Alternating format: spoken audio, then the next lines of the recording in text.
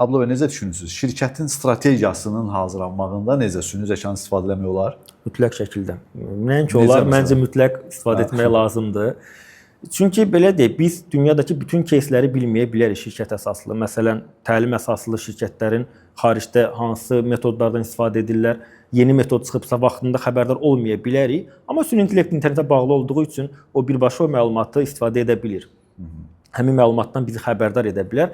Bu səbəbdən strategiyada da həmçinin istifadə etmək məncə mütləqdir ki, zamanımıza adaptiv bir strategiya hazırlaya bilək. Məsəl üçün biz deyə bilərdikmi ki, bizim SWOT analizimiz elə, bizim şirkətin? Biz ona əgər data versək, məlumat versək, əlbəttə ki, mümkündür.